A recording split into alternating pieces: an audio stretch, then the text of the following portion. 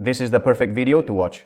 Before your first gravel race, or before your second, third, fourth, whichever, or especially before your first big challenge, because I'm going to try to make this a summary of all the successes and mistakes I've made throughout all my participations in the different gravel races I've done. But above all, after my second participation in Traka 200, stay tuned, because I'm going to give absolutely all the details you need to consider.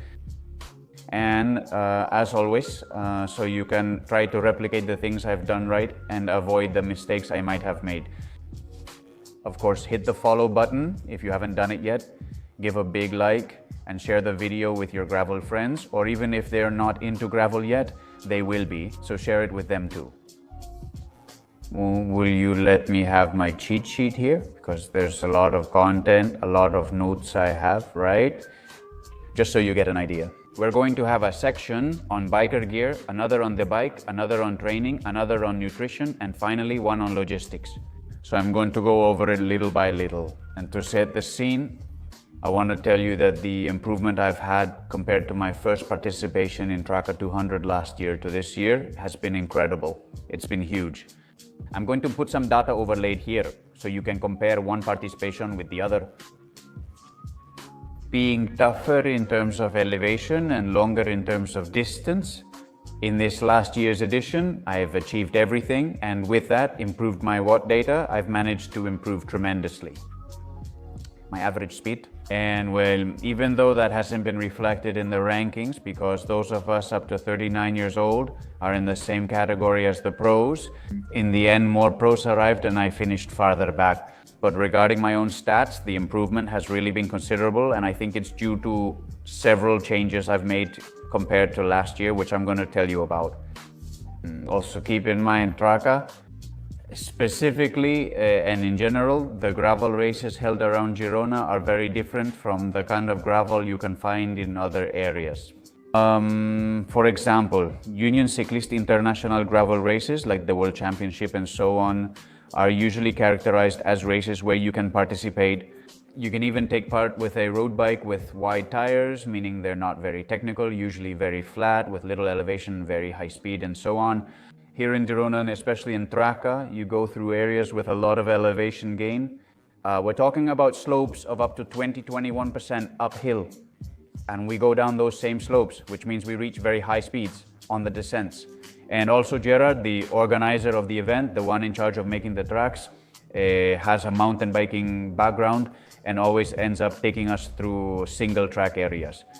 Through areas that you could do without any problem on a mountain bike, but with a gravel bike, it can be quite a challenge. So I want you to keep this concept very clear in your mind at all times as I describe things, because maybe you have a certain idea. If you haven't participated in Traka, gravel elsewhere is just riding trails, but in Girona it's different. You ride fast on trails, often in groups at 40 km/h or more, but also tackle technical areas where pushing a bit harder or less makes the difference.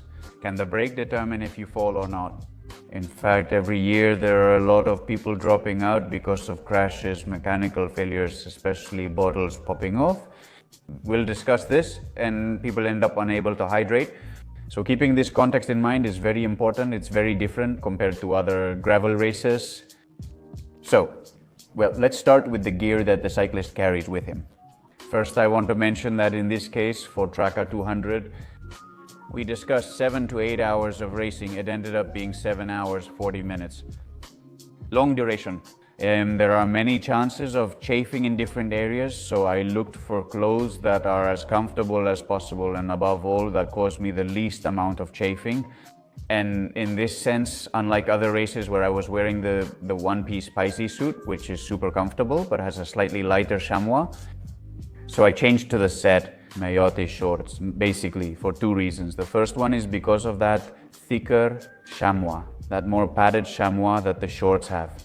And in tests before the race, it made sure that I wouldn't get irritated, that it wouldn't chafe me, and so on. I'll also explain the saddle combination when I get to the bike.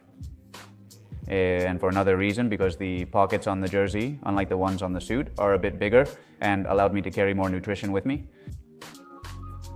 That said, next topic, Physic Helmet, a new release that just came out recently. In this case, I used the standard model, the most ventilated one possible. High temperatures were expected, and we even reached 30 degrees. It was the perfect choice. Now, some wore the Aero one to save watts. As for aerodynamics, here I prioritize ventilation, cooling my head, and so on. And honestly, I was grateful for it. How about the glasses? I wore the Out of Puma, which are the lightest in the world. They weigh just 16 grams. This isn't decisive at all, but I have to say it worked really well. Shaded areas in the forests and so on, no problem at all. Well, we quickly made the technical change with ADA, so everything was fine. Sneakers. There was a significant change from last year. Last year I wore the Physic Vento Proxy, which are a more flexible range, a more comfortable range, let's put it that way. And this year I've worn the Carbon Ferox, which are already designed for competition. And I have to say that personally, this is something very individual, but personally I felt much better with the rigid shoes, 100% carbon, with that possibility. Also, using the Favero ASIO-MAPRO-MX, which is a mountain pedal, well, since there's much more stiffness in the sole of the shoe, you can push harder, have more platform, and you don't have to switch to a road pedal like many other people do. I've tried it. Honestly, it doesn't really work for me because the moment you have to get off the bike, if you run into mud, it's a hassle. Besides stepping and slipping, I prefer mountain shoes and pedals. And in this sense, the stiffer the shoe, at least for me, the better. It's true that I had some problems. I got small blisters on the sides of the soles of my feet and some cramps in my right foot. And this basically has to do with the fact that in the morning I didn't fix my socks in my shoes, so I got that usual fold at the shoe's edge on the inside and the tip of my foot. And well, that caused me to have some cramps there, some end of race discomfort that was avoidable. By putting the sock on properly and not going so fast, setting the alarm 5 minutes earlier, it would have been solved. The most important thing I want to tell you about the equipment a biker carries is that you should test it a lot before the race. Don't improvise or try anything new on race day, only use what you've thoroughly tested. These races are very long, and even a minor detail like a poorly placed sock fold can cause serious discomfort or make you quit. If things get worse, like a big wound or bad chafing, test everything thoroughly. It may seem obvious, but all the accumulated miles, even from the road to track to the road to race, always do it with the same gear you plan to use. That way it already serves as a test to see if you need to remove or choose other things. All right, now let's move on to the topic of bike gear. Let's see. You have to take into consideration that in gravel races, especially these really long ones and especially track where the conditions are so technical, the bike setup will most likely end up being very different by the end of the race. From how you start, because to give you an example, tire pressure will drop significantly even though daytime temperatures will rise. That usually makes tire pressure rise. Hit after hit in those technical areas at high speed against rocks and so on, you end up losing pressure. So it might seem silly, but keep it in mind. As soon as the race started, I already hit the rear wheel. Luckily, I had no damage, but I lost a lot of pressure and rode most of the race with less than I wanted. I'll leave it at that, just keep it in mind. Are you going to change the pressure in your tires? Is it likely that the rims will end up bent from several hits you take? Bottom brackets take a lot of abuse and often make noises. Mine did too. The head tubes as well, because in most cases the forks are rigid. So you really have to keep up with your bike maintenance, think everything through because your bikes are going to change. That rarely happens on the road because obviously the equipment isn't pushed to the extreme, and in mountain biking, since you have suspensions, usually there's not much of a problem either. But here in gravel, it's something to keep in mind. Let's begin with the bike. This year they recommended I race with a BMC Chaos. Honestly, I couldn't be happier. It's true that it's a bike with a somewhat radical geometry that really pushes you. The bike is already very aerodynamic, like most things BMC makes, but it has a geometry with a very long reach and a very long wheelbase, which is crucial for two things. The first is to ensure that the rider's aerodynamics are also as good as possible. In the end, no matter how aerodynamic a bike is, the cyclist always creates the most wind resistance. So the more the cyclist is bent over the handlebars and the more their back is lowered, the more aerodynamic they will be. And does this bike force you to ride in that position? So it requires a minimum amount of adaptation time to properly adjust all the muscles, the whole core area, to work in that way. And on the other hand, the long wheelbase helps a lot to have stability at high speeds. That's exactly what's needed in this race, with descents at 10 to 15%, where speeds reach 40-37 miles per hour. Going down trails, you can tell that the bike is more stable at higher speeds. With other bikes I've ridden, the truth is, the faster you go, it usually feels more unstable. Here, it's the complete opposite. If you were going 80 kilometers per hour, you'd be even more stable than at 40 kilometers per hour. And honestly, that has given me an extra sense of security, especially in situations where I usually don't take the initiative. This year, it really has allowed me to get ahead of groups and go downhill first, avoiding issues like crashes or falls. So in that sense, I'm very happy. With the bike, tires, I used the Pirelli Cinturato H, which came standard with the bike. I aim to use 45 millimeters, but these tires are 40 millimeters.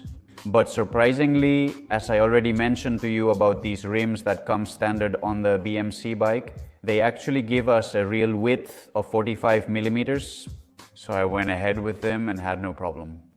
This bike allows a maximum tire clearance of 44 millimeters, but you can use 45 without any issues. And I really think that 45 millimeters would be the minimum I would use in any gravel race, especially in the toughest ones. It's a design with little tread, but 45 millimeters and 40 for me, or even 38, would feel too narrow for this race. The wheels, let me tell you, they're 39 millimeters deep, which I think is perfect for that mix of aerodynamics. Inertia on flats, yet they don't slow you down when climbing. On the other hand, they're 25 millimeters wide internally and 32 millimeters wide externally. I think that's why I ended up getting them. The actual tire width is 45 millimeters and the external width is a bit wider than other models, even though the internal width is 25 millimeters. Hubs ratchet, and in general, I haven't had any problems, even after some serious hits on rocks, like everyone in this race. All right, as for the gearing this year, I decided to go with a double chainring. Those of you who follow me know it's not my first choice. And I've been testing all kinds of gear ratios, drivetrains on all the bikes and all the gravel races I've participated in with different bike models. But really, Traka is, as the English would say, very tricky because it's hard to find a gear ratio that's 100% suitable for this race, because you really have that combination of climbs with a very steep gradient, like I said, over 20%, where if you use a low gear, you're going to get stuck and mess up your muscles. Prepare it for the kilometers ahead, but also be ready to handle a higher gear. A big chainring on the flat, because if not, what happened to me last year could happen to you. I had a single 42-tooth chainring and I was really left behind. I mean, I couldn't keep up the momentum in the groups on the plains, because although I had the strength, I lacked the machinery to execute it. So this year, I decided to install a road transmission directly with a 48-35 chainring in the front and a 10-36 cassette in the back. Unlike last year with that single 42 chainring and an intermediate Shimano cassette that prioritized climbs, this year I focused much more on flat terrain. And that's been the positive part. Why? Well, basically because, as I said, this 48 has given me the chance to take the initiative in the fast groups. Maybe. We were riding in the group at 40 kilometers per hour when someone sped up to break away, increasing the pace to 50 kilometers per hour. I had enough gearing to overtake, get on the wheel, take the initiative, go ahead, behind, or even on the descents as well. So in that sense, it's been very positive. However, on the climbs, I kept getting excessively stuck. At cadences of 60 pedal strokes per minute, 70 pedal strokes per minute, in areas where we were at 15, 16, 18, 20% incline, I come out ahead because there are many more flat areas, but I've suffered speaking muscularly in those uphill sections, so I'll keep thinking about what the best way is. The double chainring, I don't think I'll use it again. Maybe I will, but honestly, it gave me a bittersweet feeling. Because on the other hand, I've had those mechanical problems that I already anticipated, like chain suck. I haven't had any chain breaks, fortunately. We changed the chain, put on a new one, checked the tension very carefully and all that to make sure everything was as good as possible with Stefano, the mechanic, but I've had 5 chain sucks. Fortunately, 2 of them were outward on a downhill, so I just had to shift inward and it would go back in by itself. The other 3 times that the chain moved from the big to the small chain ring and got stuck, so I had to put it back on the big one, and that's it. There were no dramatic chain suck incidents, the kind where the chain falls off the small ring into the frame, which would have basically forced me to stop, pull over and lose the group. We solved this with Stefano. I specifically asked him to adjust the front derailleur very well, so that on the last cog, when on the small chain ring and the largest cog, the chain would rub a little against the derailleur, and that way we made sure the chain didn't have space to fall inside the frame. It could fall outward but not inward. Ultimately, you must choose. Let it be the less harmful option. That's what we accomplished. But as you can imagine, even with that, it's not optimal. So these kinds of problems that don't exist with a single chainring, well, I think they're going to make me reconsider. In the future, I should use a double chainring and consider other systems. The optimal system would obviously be a single chainring, an intermediate cassette in the back, and a classified system in the rear hub, which in the end works through an electromagnetic system. But what you get is exactly the same as a double chainring, but without a front derailleur. You have it in the rear hub. However, it's extremely expensive. I have tried it at launches and events, but I haven't tested its reliability. And well, maybe someday I'll end up installing it.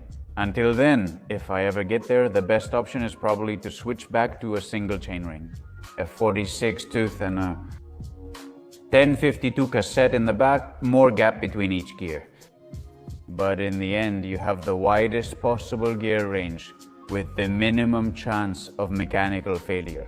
Well, that being said, what else can I tell you? I think the Geosmina pouch has been perfect in size and shape. I carried only and exclusively the spare parts and tools I needed, plus a small extra gel just in case I needed something, but I actually never opened it. Throughout the entire race, it stayed strapped there, attached directly to the frame with the screws. This was my goal. Nothing has moved, no problem at all. And there's a detail I want to mention to you, which is that because of the shape of the bike, that the backpack didn't fit directly. I called the brand and asked, hey, can I drill the backpack? Make holes in other areas and anchor it that way. And they told me yes. And 2 important points. The first is that it worked. They already told me it would be just as safe if I made the holes myself. And the second relevant point is that the warranty is maintained. They allow you to make holes wherever you want in the bag to adapt it to your bike frame. And the warranty is still there. So in that sense, hats off to the national brand. Check out their website because they're from here. They offer many bikepacking solutions, not only for this race, but also for long trips and more. All their gear is waterproof, and honestly, it's really high quality. What else can I tell you? I changed the handlebars. I put on a 47 on top with a bit of flare at the bottom, and this has also helped me a lot on the descents. Essential. The Coro is tough as a bike computer, and it has given me a huge sense of peace of mind. Regarding battery life, last year I finished with my old Garmin 1030 at just 2%. If I had lost that road, that activity would have really hurt me, but well, with the Coro being tough, charged to 100% in the morning after almost 8 hours of racing. We're talking about only a 5% battery drain because it recharged it with solar power, etc., etc. So incredible. And the Insta360 X Pro 2 that I have there to do the onboard shots, well, honestly, I've told you before, it's the best camera you can take to record your adventures. Then you can add the graphics with all the data. It's amazing. And I'm also going to leave a QR code around here, a link down below in case anyone wants to check out the website. The important saddle, I switched from a 3D saddle from last year to a traditional saddle. In this case, both of them were Physic. And I basically did this because I realized that the 3D saddle is more comfortable in shorter situations, obviously, than a traditional one. But over such long distances, the saddle being 3D, that textile it has, that texture, that grainy surface, makes it end up catching on your bib shorts. And with the constant up and down, it can end up rubbing that area a bit. Because the race is so long, I chose the Antares model. Traditional, always reliable and amazing. I've used it my whole life. Brake pads, be very careful, because even on a sunny day with no mud or anything, I ended up with the rear pad completely worn out. When I started it was new. It had about 10% wear, and right now it's completely obsolete. And the bottle cages are a very important part, because there are a lot of people whose bottles pop out.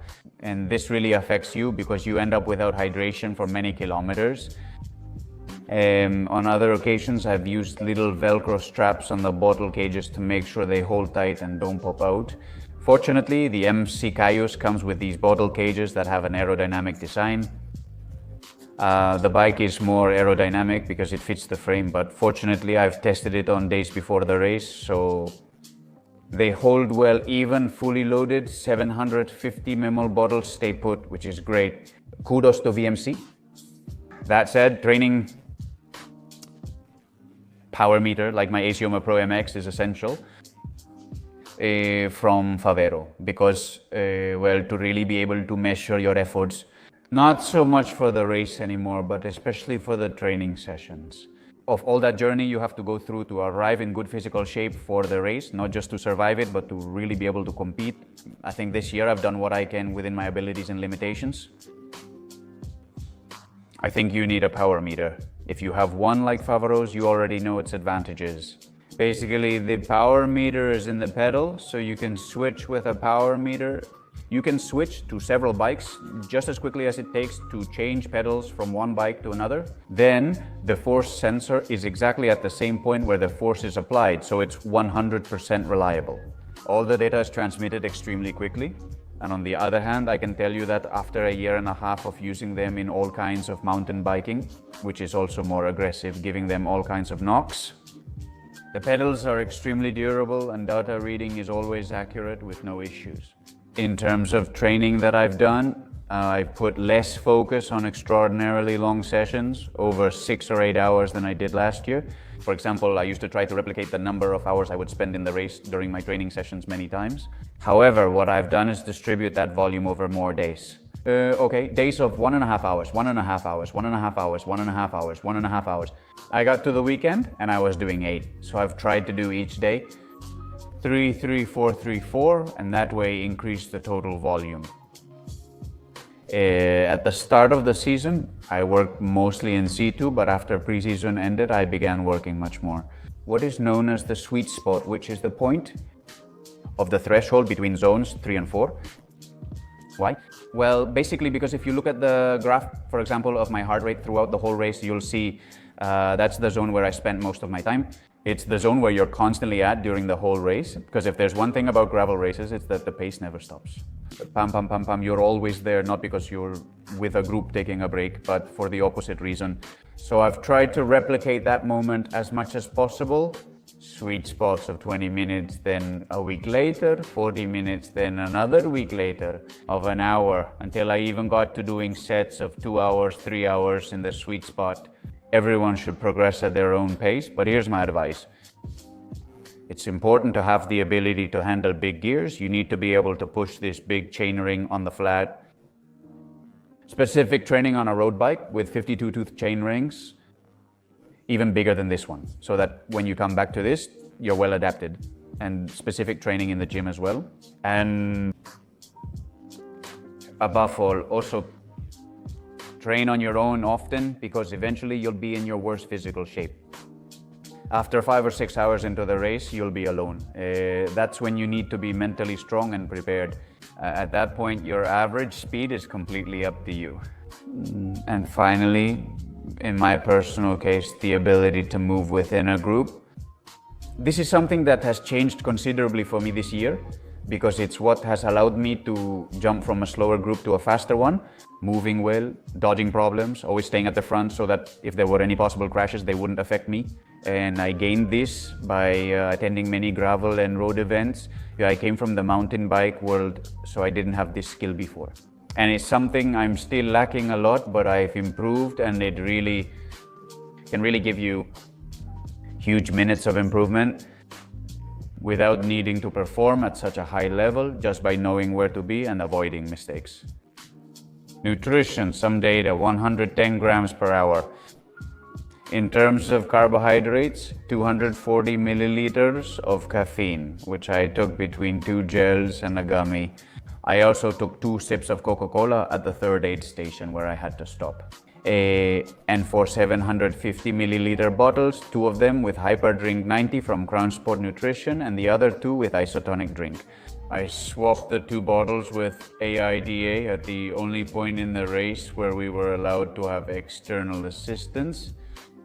For me, calorie intake is over 5,500, so just imagine how important, how relevant it really is in a race like this. Constantly consuming carbohydrates and obviously having your entire digestive system trained and prepared for the race, not improvising, not just suddenly showing up at the race and eating 2 45-gram gels per hour. No, that needs thorough training first. And for the skeptics in this case, try doing 8 hours at this pace. With 4 pistachios and 2 walnuts, you won't make it. Your performance drops significantly after a certain point. However, by consuming carbs at this level, you're able to keep up the pace for many hours, but your digestive system needs to be well trained. Simple logistics, gummies and gels in the side pockets of the jersey, wrappers in the center pocket. Once I used them up, tools and spares went into the Jasmina bag. As I told you, an external assistance at the only point where it's allowed, which in this case, well, AIDA helped me, giving me more nutrition, giving me more EHM bottles and lubricating the chain. In my case, I didn't plan to stop, not at any point. There were 3 aid stations organized by the event, where everything depended on you. You had to grab things yourself. You couldn't have outside assistance. I didn't plan to stop at any of them. At the third one, heat rose sharply, reaching 30 degrees. And yes, I was forced to grab some liquid to take an extra bottle of isotonic drink that I hadn't mentioned before. In the end, it was 5 bottles. And taking those 2 sips of Coca-Cola really brought me back to life mentally. Probably even more crucial and tougher. Anyway, this is a bit everything I've been able to gather. If you have any questions, leave them in the comments and I'll try to answer them. If you have any experiences you can share, please leave them as well, because there will be a lot of people who can benefit from them. And well, I'd like to know your opinion about the transmission, especially if you use a double chainring or not. I have a pretty clear opinion about this. I've made up my mind, and after trying it, it's absolutely clear to me that I'll try to avoid it. Anyway, be very happy, and I'll see you in the next videos. Bye bye.